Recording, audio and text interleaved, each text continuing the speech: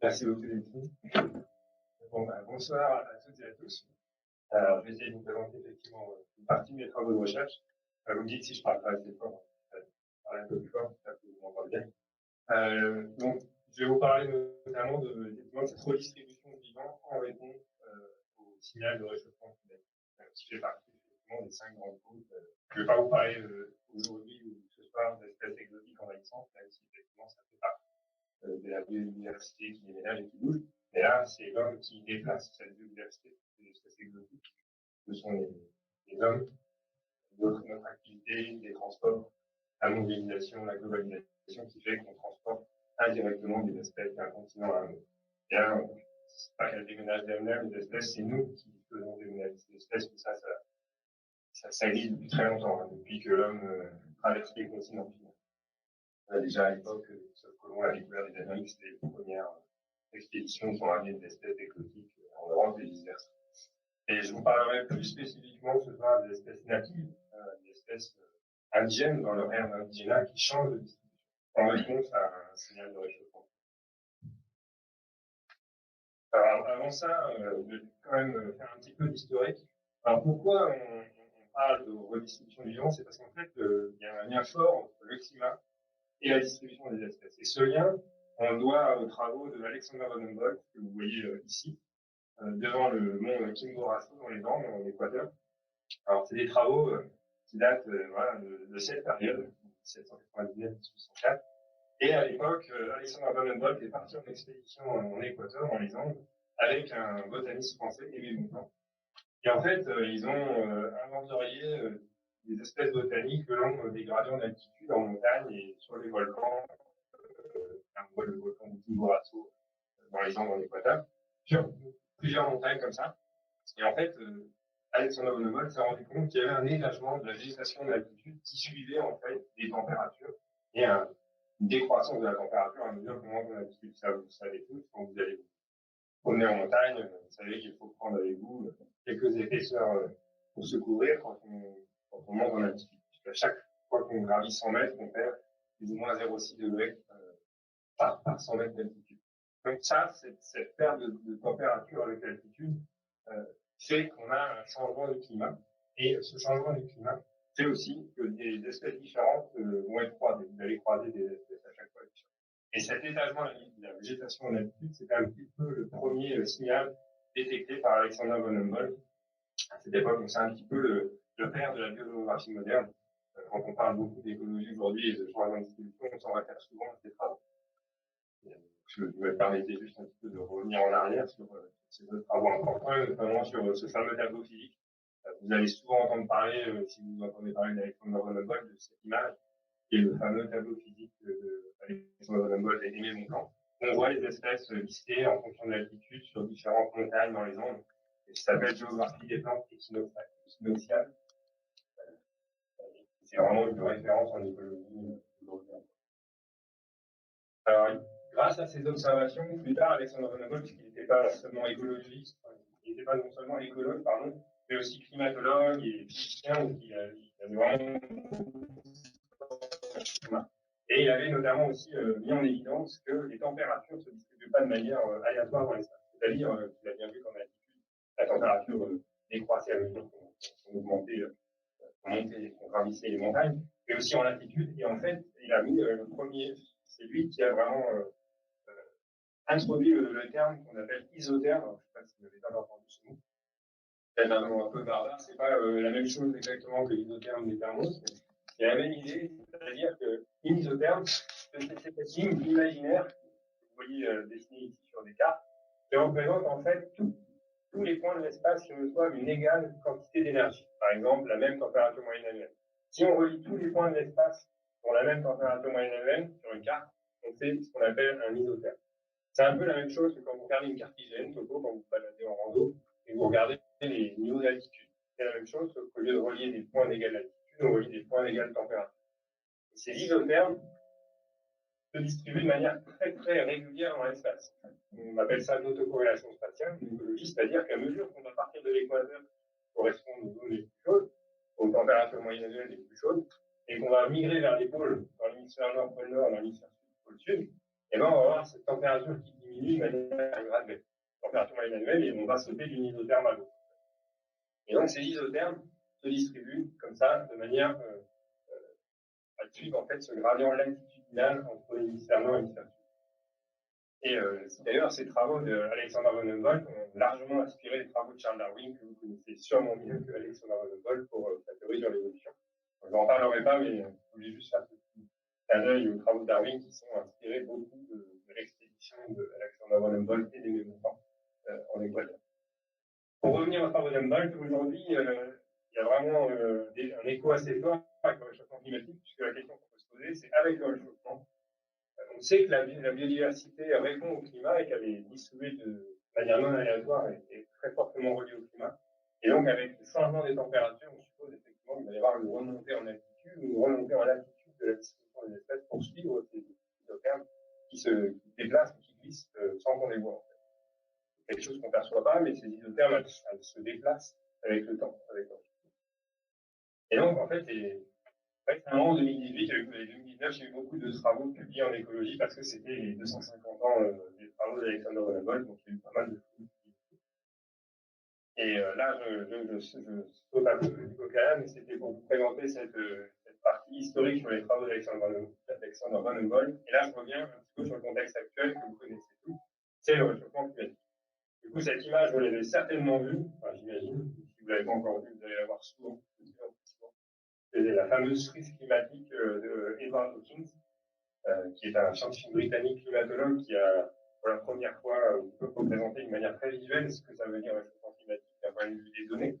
Donc en fait, on voit en bleu et en rouge des anomalies de température par rapport à une moyenne sur une période de 30 ans. Par exemple, entre 1951 et 1980, qui est une moyenne trentenaire, c'est comme ça que les climatologues fonctionnent, ils regardent des choses par rapport à une référence sur le long terme. Si on prend une base de 1951 à 1980, et qu'on regarde les anomalies par rapport à cette moyenne sur 30 ans, on voit des anomalies positives en rouge, réchauffement, et des anomalies négatives en bleu, plus froid. Donc les conditions plus froides. Et on voit ici, c'est les années 1850 à 2017. Je n'ai pas mis à jour la prise, mais elle est mise à jour régulièrement tous les ans. Et on voit que, pareil, ces anomalies négatives et positives ne sont pas distribuées de manière aléatoire. C'est pas un coup c'est rouge, un coup c'est bleu, on passe du bleu au rouge de manière très graduelle. Et à la fin, on a quasiment plus de rouge, avec des vents très très rouges sur les dernières années et les dernières décennies. Et donc ça, c'est une image même du réchauffement climatique qu'on voit ici dans le temps, avec un glissement des anomalies qui deviennent de plus en plus petites, de plus en plus élevées, avec ici une gamme qui monte à 1 degré 35 échelle globale. Alors une autre façon de voir la chose, l'animation va marcher. Je vais peut-être parler plus lent si vous ne m'entendez pas. Donc ici, l'animation, en fait, vous présente l'évolution des températures entre 1905, vous voyez ici la globale, qui évolue année par année entre 1905 et 2016, je crois, par rapport à encore une base, qui est 1951-1980. Donc c'est le même principe, c'est les anomalies négatives et positives. Et on voit en rouge les anomalies positives sur une dernière décennie. Ça va s'arrêter en 2016, vous avez la France qui est là. Ici, tout autour, c'est un diagramme circulaire où chaque pays est inscrit ici, avec ici vous avez l'Europe, les Amériques, l'Océanie, l'Afrique, l'Asie. Et avec tous ces continents, on a chaque pays représenté et on voit en fait des anomalies qui deviennent positives sur les dernières décennies. La dernière année 2016 qui a été enregistrée, mais elle est mise à jour, cette diapo, c'est pas la dernière, mais voilà, vous pouvez aller voir les travaux de Antti Lipponen, qui est un Finlandais qui fait des travaux de visualisation sur la manière de visualiser le réchauffement climatique. On le voit bien ici, avec la France qui se situe justement dans les zones, dans les pays qui ont un réchauffement notable, qui va être de plus d'un degré d'augmentation au cours de ce XXe siècle. Et vous avez ici l'évolution globale, et on voit bien qu'à partir des années 80-85, on a vraiment une forte accélération du réchauffement climatique. Ça, c'est pour le contexte, vous connaissez, mais des fois, c'est bien de le voir avec des données. Et ça, c'est les conséquences. Ça, c'est en fait le volume de la banquise en Arctique, donc la banquise du pôle Nord, avec toutes les années représentées, en bleu les années les plus anciennes, en fait, mais aussi les plus froides finalement, et en rouge les années les plus récentes, la décennie 2010. Et vous avez 2018 ici. Alors, pareil, j'ai pas mis à jour, mais les auteurs donnent à chaque fois, chaque année, ici c'est Zach Arina, c'est graphique, chaque année on a une nouvelle carte et on se rend compte que ça descend de plus en plus. Donc en 2018, on voit que le volume de glace en Arctique est descendu de manière passe au cours des décennies précédentes. Ça, c'est la première conséquence visible du réchauffement climatique. Les isothermes, vous ne les voyez pas bouger, mais on voit par contre la conséquence que ça a sur la distribution de la cryosphère, c'est-à-dire les glaces sur le continent, que ce soit au pôle nord, au pôle sud, mais aussi sur les massifs de montagne. Voilà, c'est des images que vous avez certainement déjà vues dans les médias. Hein. Ici, c'est le fameux glacier d'Argentière.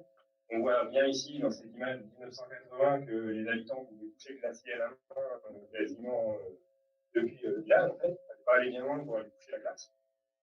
Aujourd'hui, c'est plus le cas. Là, c'est une image de 2015. C'est pas un effet saison, hein. C'est pas l'hiver, le printemps. C'est bien des années après, avec une colonisation progressive de la forêt qui remplace l'espace vacant laissé par les glaciers. On est plus très haut en altitude, donc là, il faut faire un peu plus pour aller toucher la glace, si on habite à Argentière, par rapport à ce qui finalement était le glacier à l'époque.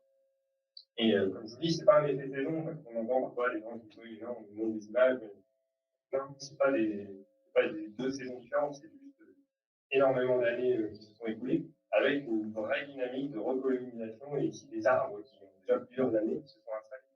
Donc on a un vrai changement du paysage qui est très compliqué. Et ça, donc je reviens sur cette distribution des isothermes.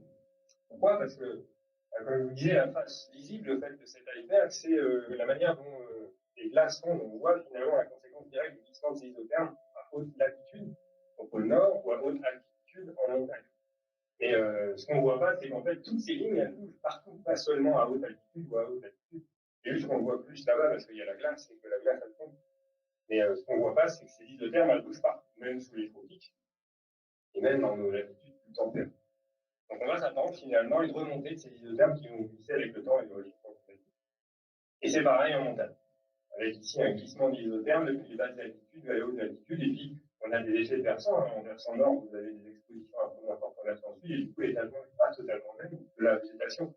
Vous allez avoir la même espèce qui va monter plus en altitude au versant sud, parce qu'il fait un peu plus chaud, alors qu'en versant nord, elle va être un peu plus bas en altitude, qui fait un peu plus frais tout au long de l'année, qui fait de l'exposition. Donc c'est pareil, il y a des effets un peu plus locaux de topographie, mais globalement, la végétation et la biodiversité en général s'étagent le long de ces gradients de latitude et d'altitude en suivant ces fameux isothermes. Donc le mot isotherme, je le reprends souvent, hein, c'est ça que je l'ai défini au départ, et c'est encore Alexander Von Humboldt qui nous a appris ce terme en écologie. Et on utilise beaucoup cette notion d'isotherme.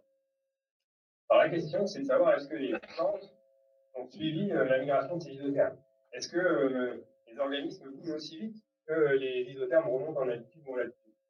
Ça, c'est une question que les écologistes, que les écologues, pardon, essayent, à laquelle les écologues essayent de répondre, avec des données plus ou moins anciennes et des données récentes. On voit un peu de différence. Ici, on voit des images, par exemple, massifs dans les Andes, pas loin du Pic Bordeaux encore, de 1802 et 2012. Là, c'est une image, un dessin, mais pour montrer un petit peu l'évolution avec une remontée des glaces. Mais est-ce que la végétation a suivi?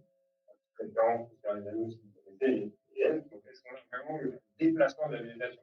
Ça peut paraître fou parce qu'on dit les plantes, ça ne bouge pas. Et en fait, si. Vous allez voir, vous allez comprendre pourquoi.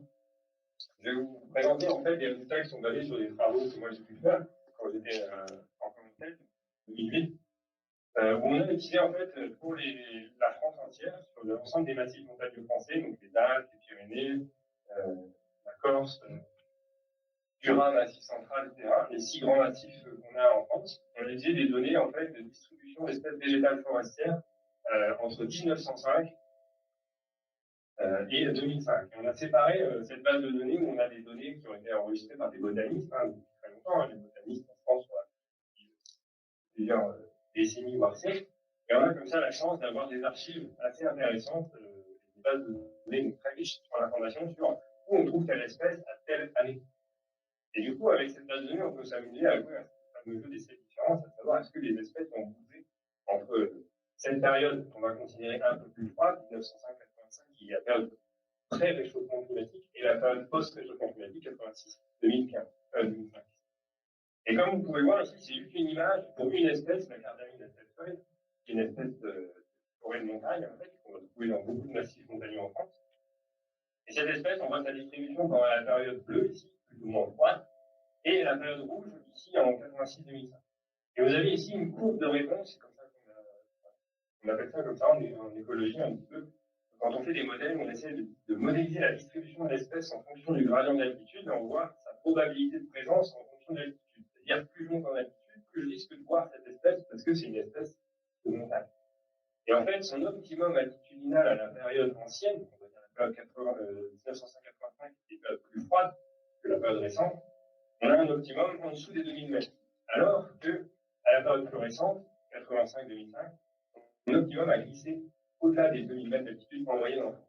C'est-à-dire qu'il y a une vraie migration en altitude de cette espèce, ici, entre ces deux périodes. Alors maintenant, si on s'amuse à le faire sur plein d'espèces en France, et on l'a fait sur 171 espèces forestières, végétales forestières, qui sont dans le sous-étage des forêts de montagne en France, chaque petit point que vous voyez sur ce graphique est une espèce. Vous avez son optimum altitudinal à la période ancienne, donc 1905-85 à la période froide, et 85-2005, une période plus chaude. Vous avez la droite Y égale X ici, qui est la bisectrice de ce graphique, qui correspond en fait à un pas de changement. C'est-à-dire que si l'espèce n'avait pas bougé, tous les points tomberaient sur cette ligne. S'il n'y avait pas de changement du tout. Sauf qu'on voit qu'il y a des espèces qui sont en dessous et beaucoup plus qui sont au-dessus. C'est-à-dire que la majorité des espèces a migré au-dessus de la limite précédente. Donc l'optimum a migré en moyenne plus dans l'altitude sur les 172 espèces, et cette moyenne, c'est d'environ 66 mètres.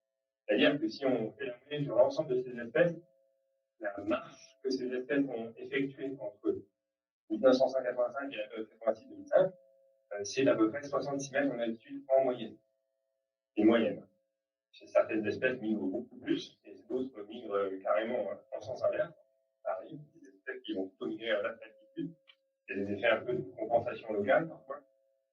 Il y a de la microtopographie, comme je vous ai expliqué aussi des effets d'accent dans la transfusion. Et donc, on va avoir en fait cette migration générale de la distribution des espèces d'environ 66 mètres entre ces deux périodes. Donc ça paraît fou, mais les espèces ont déjà migré en altitude entre ces deux périodes.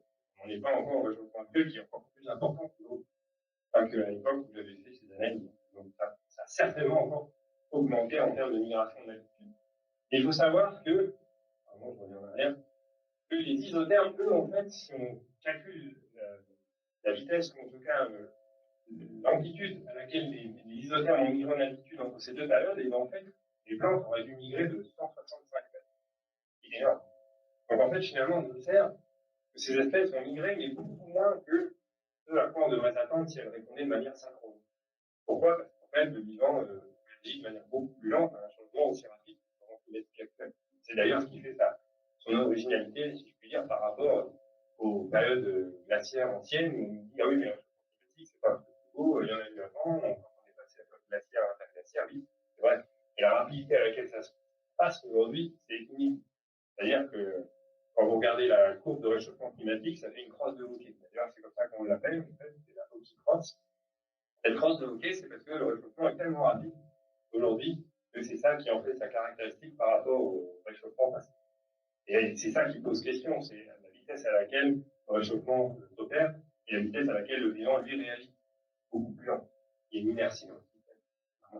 Chaque espèce va avoir une durée de vie plus ou moins longue, et plus la durée de vie de l'espèce est longue, plus la maturation sexuelle est longue, plus ça va prendre de temps à l'espèce pour disperser sa génération suivante. Parce que je vous ai dit, les plantes, elles nous paraissent immobiles. On dit, ça bouge pas, les plantes. Mais si, en fait, elles se dispersent. Et c'est la génération suivante qui va se disperser à plus haute altitude. Pas parce que les graines sont dispersées à plus haute altitude, mais simplement parce que les graines qui sont dispersées à plus haute altitude vont germer plus facilement que celles qui sont dispersées à plus basse altitude. Donc, par effet de réchauffement, les disperseurs que sont les oiseaux, les mammifères, ou même le vent, ou plein de vecteurs de dispersion, qui, par exemple, vous avez justement les mammifères qui cherchent à manger pendant les différentes périodes automnales pour passer la mauvaise saison, ils vont comme ça disperser les graines le long de grande altitude en montagne, et en prospectant les graines, ils vont les disperser plus loin en altitude. Et c'est celles qui ont été dispersées plus haut en altitude qui vont germer plus facilement parce que les conditions auront été meilleures aujourd'hui que par le passé. C'est pas parce que les graines sont plus dispersées en altitude, c'est celles qui sont dispersées en altitude qui ont plus de chances de germer qu'auparavant. Voilà. C'est un petit peu l'idée, même si on a l'impression que les plantes, ça bouge pas. En fait, et elles ont besoin pour bouger de se reproduire, contrairement à des mammifères qui peuvent se mouvoir dans un cycle de vie. Alors ici, c'est une autre façon de voir le changement climatique par la longuette des plantes, en fait, et des communautés végétales. Je vous présente ici des évolutions de température mesurées par des postes météo en France, entre des zones de montagne en bleu, des zones de plaine en rouge. Ça, ce sont des données issues de postes météo entre avant 85 et après 85. Et ce qu'on a fait, c'est qu'on a fait un modèle où on essaye de bioindiquer la température à partir des communautés végétales, de la composition en espèces des communautés végétales. Et ce qu'on voit, c'est qu'on a notre modèle, on a essayé de le calibrer sur une zone d'apprentissage, c'est-à-dire avant le réchauffement, et après on le laisse évoluer après le réchauffement, et on compare par rapport à ce que nous donnent les postes météo.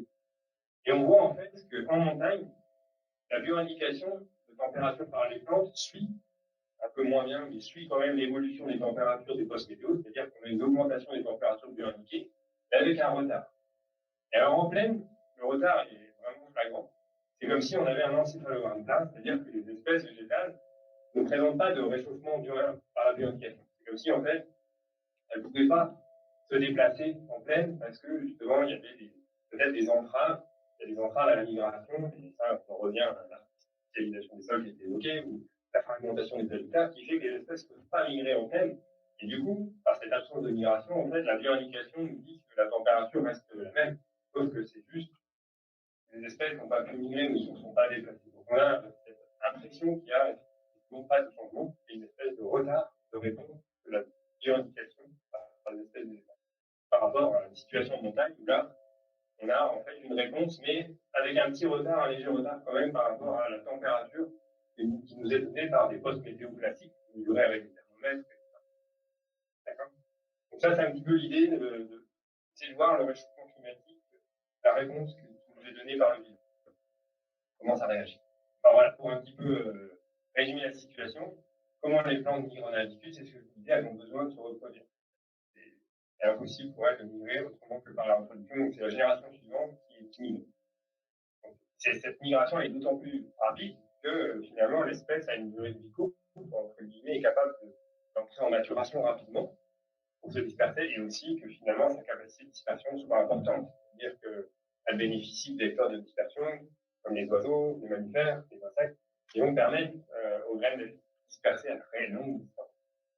Donc plus l'espèce est dispersée à longue distance, et plus elle pourra finalement facilement s'adapter à la réchauffement climatique, généralement à plus haute altitude ou à plus haute latitude. Et encore faut-il que l'habitat ne soit pas trop fragmenté pour que les espèces puissent, enfin les vecteurs de dispersion que sont les mammifères et les oiseaux, puissent faire migrer ces graines. Et une autre conséquence en fait de tout ça, c'est que à mesure que les espèces migrent en altitude, on constate, et c'est ce qu'on a pu voir avec des chercheurs et des collègues sur l'ensemble des massifs européens, en fait, on s'est appuyé sur des données très anciennes où des botanistes étaient venus inventorier le nombre d'espèces sur chaque sommet de massif. Alors les sommets, même s'il n'y a pas beaucoup d'espèces sur les sommets, hein, ça paraît un petit peu inhospitalier comme habitat.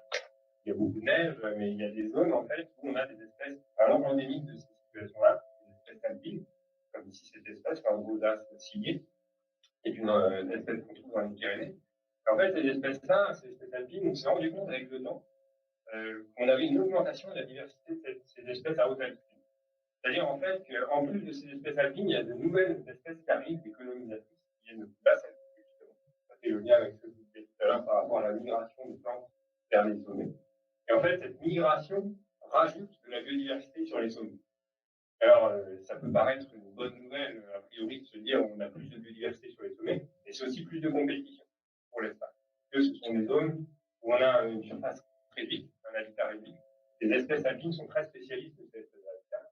Et si cet habitat, justement, est colonisé par des espèces plus compétitrices, il y a de plus vastes altitudes, elles vont, de facto, influencer ces espèces qui peuvent disparaître, en fait, du massif. Et comme elles n'ont plus de surface au-dessus, parce qu'à un moment donné, les montagnes, il y a une limite, elles passent effectivement en extinction locale et elles disparaissent. Donc c'est le grand risque, en fait, pour ces espèces alpines qui sont situées sur les sommets, c'est qu'à mesure que les espèces de plus basse altitude viennent et migrent, on est finalement une compétition pour l'espace à haute altitude et des espèces qui vont, voilà, par impact négatif, subir l'extinction. Locale si c'est juste sur le sommet, mais parfois cette espèce est tellement locale qu'elle est endémique du sommet en question, et si elle disparaît de ce sommet, bah, c'est une extinction totale, qu'elle n'était présente que là. Il faut distinguer la notion d'extinction au sens strict de l'extinction locale. En écologie, on utilise les deux termes, puisqu'on peut avoir une extinction locale, c'est-à-dire que sur un sommet, une espèce peut disparaître, mais elle est présente sur un autre sommet, elle n'est pas complètement éteinte. Et si cette espèce est justement spécifique à ce sommet et qu'elle est très endémique, du coup, c'est une extinction totale. Et donc voilà, on distingue ces deux choses-là. Alors, on n'a pas pour l'instant observé d'extinction majeure sur ces espèces alpines, mais on observe une augmentation de la probabilité de compétition due à l'augmentation du nombre d'espèces sur tous les massifs, où on a comme ça un enrichissement des massifs de montagne à l'échelle européenne. C'est partout. On a fait ça sur plein de données en Europe, et à chaque fois, c'est le même constat. C'est unanime. Et ici, bon, voilà, c'est ce que je vous disais, c'est qu'à mesure que les espèces migrent en altitude, à un moment donné, elles ne peuvent plus migrer trop haut, puisqu'il n'y a plus d'habitat, et du coup, c'est l'extinction. C'est ce qu'on appelle aussi un ascenseur à l'extinction, en fait, en écologie. On utilise souvent ce terme. Pourquoi? Parce que, à mesure que les températures en se réchauffant migrent, vous voyez les isothermes qui augmentent et qui migrent vers les hautes altitudes, et ben, l'habitat, lui, se réduit. Et du coup, il n'y a plus d'habitat disponible pour ces espèces qui finissent par disparaître. Il y a déjà eu des observations d'extinction sur certaines espèces d'oiseaux dans certains massifs des Andes. Des choses qui...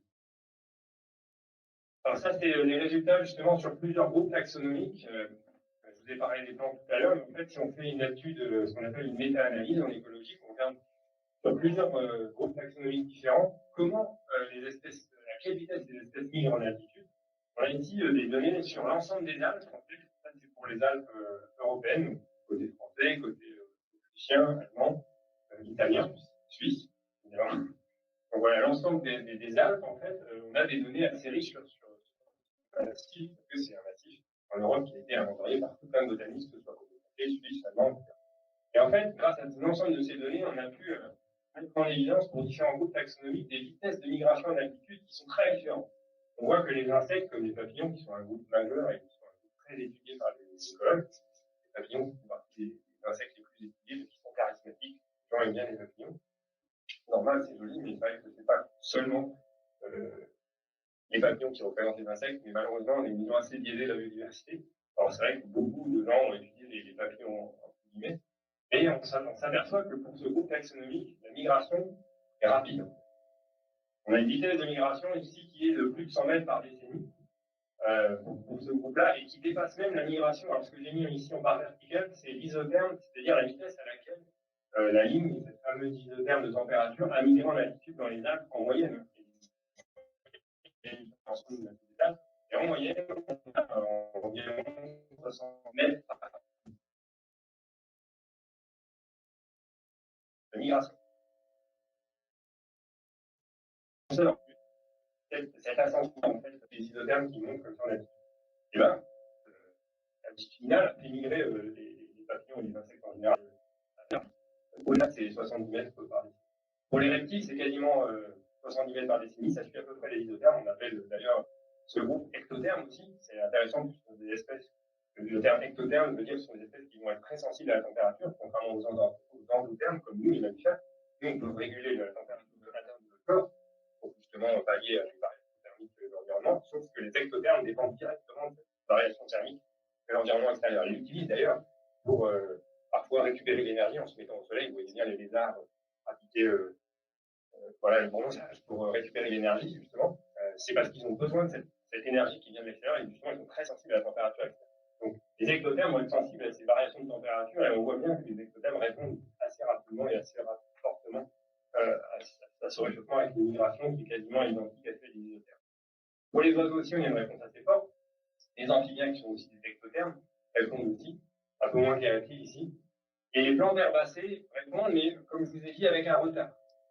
Là, ici, SMF, la réponse est la vitesse à laquelle l'isothermie. Pareil pour les plantes, ici, woody plants en anglais, c'est pour les arbres, les arbustes, en fait, les plantes arbustives, on va dire, ligneuses.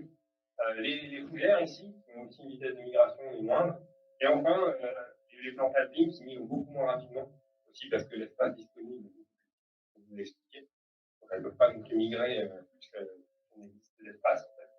Et enfin, les insectes qui ont eu un mode de vie semi-aquatique, c'est-à-dire, par exemple, si vous prenez le cas du moustiques ou d'autres insectes qui ont une partie de leur stade de vie aquatique, eux ne présentent pas de migration nette.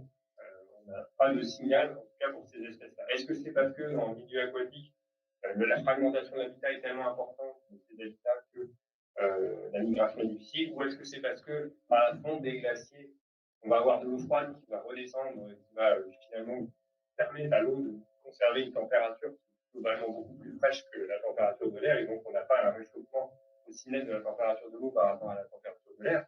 Donc du coup, les organismes qui vivent dans ces habitats n'ont pas forcément besoin de réagir aussi rapidement que des organismes purement terrestres. Ça fait des hypothèses, mais c'est une manière aussi d'essayer de comprendre ce qu'on observe dans les données.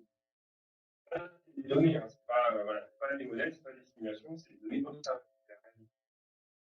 Au regard des temps, comme je disais, pas de changement pour les insectes. Alors grâce à tout ça, on a nous récemment mis en place une base de données qu'on appelle en anglais BioShift.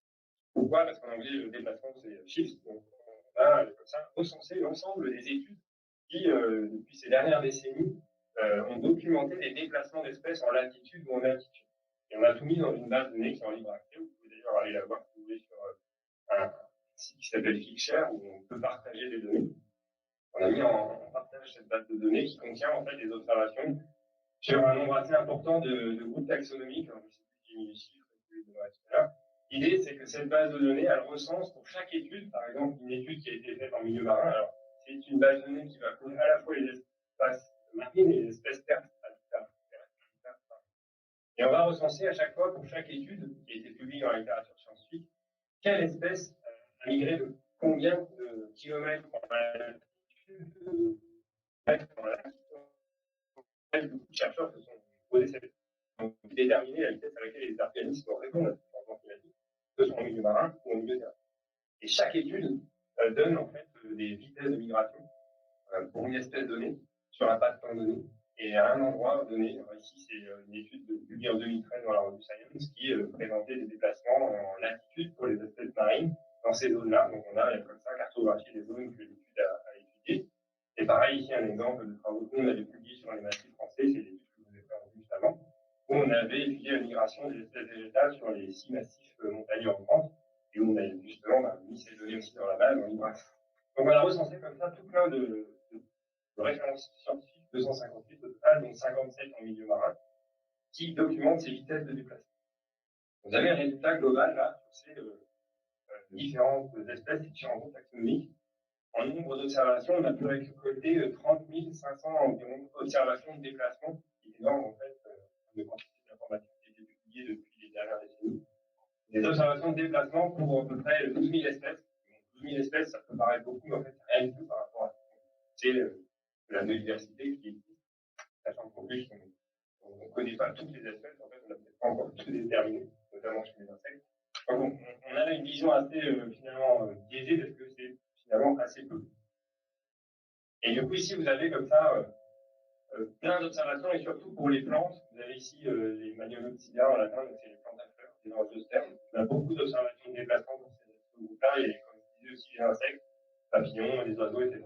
Ça, c'est juste pour vous donner un peu l'idée de la base de données avec les endothermes en rouge, comme les souris ou les mammifères. Et les oiseaux sont aussi des endothermes, représentés en rouge. En bleu, les ectothermes, comme les insectes, les araignées, les amphibiens, les reptiles, etc. Les phanérogames, ce sont les plantes à fleurs comme les angiospermes, et les cryptogames, ce sont les mousses, les algues, ce genre d'organismes. Et en fait, quand on regarde la vitesse à laquelle ces espèces migrent en altitude, on voit une remontée vers les sommets, comme je vous disais, qui est plus rapide pour les ectothermes. Là, c'est à l'échelle globale, on voit la vitesse de migration en mètres par an. C'est surtout les ectothermes qui migrent rapidement en altitude. On voit ici que c'est les amphibiens qui migrent le plus rapidement, avec une remontée rapide de la marge chaude, notamment chez les amphibiens de l'hémisphère sud. Et en moyenne, 1,78 mètres par an. On fait la moyenne sur l'ensemble des études, à l'échelle globale. Alors ça, c'est une représentation en fait de la base de données dans l'espace. C'est juste pour vous expliquer que la base de données est biaisée. On appelle ça un cartogramme. Ça permet de visualiser les données de manière déformée par rapport à la quantité d'informations qu'on a. Donc, plus on a d'informations, et plus la carte est bombée, et moins on a d'informations, et plus elle est rétrécie sur elle-même. Donc en fait, on a beaucoup de données en Europe, en Amérique du Nord, en Afrique du Sud, dans les pays, on va dire, riches, et très peu d'informations dans les zones, finalement, qui sont beaucoup de biodiversité, comme l'Amérique du Sud, l'Afrique, Et puis la Russie et l'Asie, alors aussi parce qu'il y a un biais de publication, hein, on a étudié les études publiées en anglais, et forcément on n'a pas les informations publiées en chinois ou en russe. Ça, c'est une littérature qu'on n'a pas étudiée. Et voilà, donc il y a forcément un biais de publication dans son présence, mais on a énormément de données sur plein de groupes différents dans cette base. Et là, c'est les déplacements en latitude cette fois. C'est-à-dire plus en altitude en montagne, mais de combien de kilomètres par an les espèces migrent en latitude. Et alors là, ce qui est assez frappant, c'est qu'en fait, c'est surtout les espèces de milieux marins, les espèces marines qui migrent rapidement. Et en fait, on a une moyenne d'à peu près 6 km par an de migration pour les espèces marines par rapport aux espèces terrestres qui est d'à peu près 1 km. Donc, on va dire 6 fois moins rapide finalement. Donc, la migration est 6 fois plus rapide en milieu marin qu'en milieu terrestre. Ça, c'est à peu près les chiffres qu'on donne sur cette méta-analyse globale. Là, c'est les données en milieu marin. Vous voyez aussi qu'il y a un biais, hein, l'Europe du Nord, la mer du Nord, beaucoup de données parce que voilà, il y a beaucoup d'observations de la mer du Nord. Pareil sur les côtes américaines et sur les côtes australiennes, on a beaucoup de données, ou les côtes japonaises, ici en Afrique du Sud. Et il y a plein d'autres endroits du monde sur les tropiques, on n'a pas trop d'informations. Mais certainement des choses. Donc, je vais peut-être passer cette slide un petit peu compliquée, mais c'est pour expliquer que finalement, les espèces marines, elles migrent tellement rapidement que dans certains cas, elles arrivent finalement à suivre la migration des isothermes. C'est-à-dire que ce que vous voyez dans la zone hachurée en blanc, c'est les conditions pour lesquelles finalement les espèces marines arrivent à suivre la vitesse à laquelle les isothermes migrent en latitude, comme si elles étaient en complète synchronicité avec le déplacement des isothermes. Et ça se passe plutôt dans les eaux chaudes.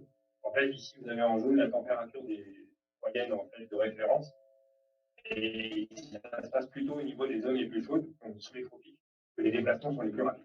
Donc c'est sous les tropiques qu'on va voir les changements les plus rapides, en tout cas chez les espèces marines, en termes de vitesse de déplacement. Alors qu'en milieu, on va dire, plus tempéré ou boréal, on a des vitesses de déplacement moins importantes. Et pareil, on a constaté ici que ces vitesses de déplacement, pour les poissons et les espèces marines en général, elles suivent les isothermes, surtout dans les zones en fait, où il y a quand même une activité de pêche. C'est-à-dire, en fait, c'est comme si l'activité humaine et la surpêche ou l'anthropisation favorisait la migration dans le sens où en fait, on va pousser les espèces en allant prélever dans les zones où elles sont en sous-population. Du coup, en fait, on les fait s'éteindre dans cette zone-là. Et puis parfois, on va avoir notamment en Europe du Nord, voilà, des aires marines protégées qui vont favoriser aussi la migration et donc ces activités humaines qui sont parfois bénéfiques aussi. Il ne faut pas non plus négliger le fait que l'homme a mis en place des aires marines protégées peuvent aider justement à la migration. Donc finalement, les activités humaines, de par les activités de surpêche, mais aussi de protection des aires marines, vont favoriser la vitesse à laquelle les espèces marines vont se déplacer en la. Donc, je vais peut-être passer tout ça, mais c'était juste pour vous expliquer effectivement que cette étude avait du coup eu pas mal de retombées médiatiques. On avait justement expliqué, hein, c'était un petit peu le message fort de ce papier, que les migrations des espèces étaient plus rapides en mer sur c'était vraiment le résultat principal de cette étude à l'échelle globale. Alors là, je vais finir sur cette slide et peut-être une dernière après, pour vous dire en fait que ces migrations d'espèces, elles ne sont pas sans conséquences pour notre vie de tous les jours en fait, même si on ne le voit pas, parce que c'est vrai que contrairement à la fonte des glaces qui se voit bien à l'œil nu finalement, avec les glaces, etc. Pour voir le déplacement des espèces, il faut des données, il faut beaucoup d'informations, il faut énormément de recul et de données temporelles pour pouvoir estimer une vitesse de migration. Et ces migrations, elles ont un impact direct sur notre santé. Pourquoi? Parce que si les espèces comme les moustiques qui sont des vecteurs de maladies ou comme les tiques qui sont des vecteurs de maladies, pardon.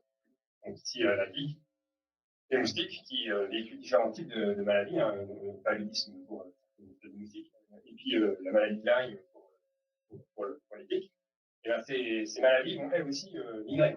C'est-à-dire que si le paludisme était essentiellement un problème dans les zones équatoriales ou tropicales, ils peuvent devenir problématiques plus tard ou très prochainement dans les zones plus tempérées aujourd'hui, mais qui sont moins par le tropicalisation de ces biomes, c'est-à-dire que nos latitudes vont devenir de plus en plus tropicales. Et donc, en fait, cette migration des espèces va aussi, avec elle, entraîner la migration des pathogènes, en fait, qui va nous impacter encore plus directement, c'est-à-dire l'impact humain, lui, il est direct. Ça, c'est vraiment une chose qu'il faut avoir en tête. Et c'est pas seulement ça, c'est pas seulement l'impact sur la santé humaine ou sur l'alimentation, puisqu'en fait, c'est aussi comment la biodiversité des poissons, c'est notre ressource principale en milieu marin, l'agriculture, etc. on dépend de la biodiversité sur plein d'aspects, la santé, mais aussi l'alimentation. Et en fait, chaque événement de migration va impacter différentes facettes de notre bien-être à l'échelle humaine, que ce soit la santé humaine directement, mais aussi la santé des écosystèmes qui va être impactée.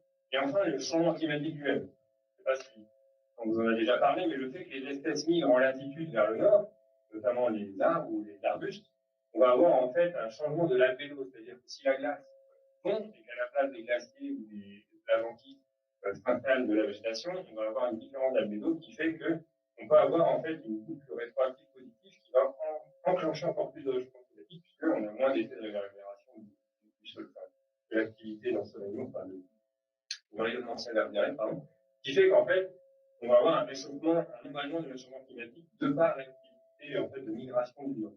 Donc en fait, la biodiversité, c'est elle aussi qui participe à cette machine climatique. C'est-à-dire que c'est le vivant aussi qui fait qu'on a le climat qu'on a aujourd'hui. Les arbres, la distribution des végétaux influencent énormément le climat, pas seulement localement. Vous promenez en forêt, vous savez qu'il fait plus frais sous la canopée des arbres. C'est une preuve concrète que la végétation modifie le climat localement. Elle le modifie à l'échelle globale également par ce genre de phénomène de migration à large échelle. Alors en fait, c'est tout un panel d'informations sur lesquelles il faut vraiment être conscient. C'est pas seulement les températures qui vont nous impacter, et c'est peut-être encore plus la biodiversité et la manière dont elle bouge qui va changer vraiment notre mode de vie, puisqu'on dépend directement de cette biodiversité pour notre santé et pour notre alimentation. Voilà. Merci à toutes et à tous, et désolé, je vais un peu. Non, non, parfait. Impeccable.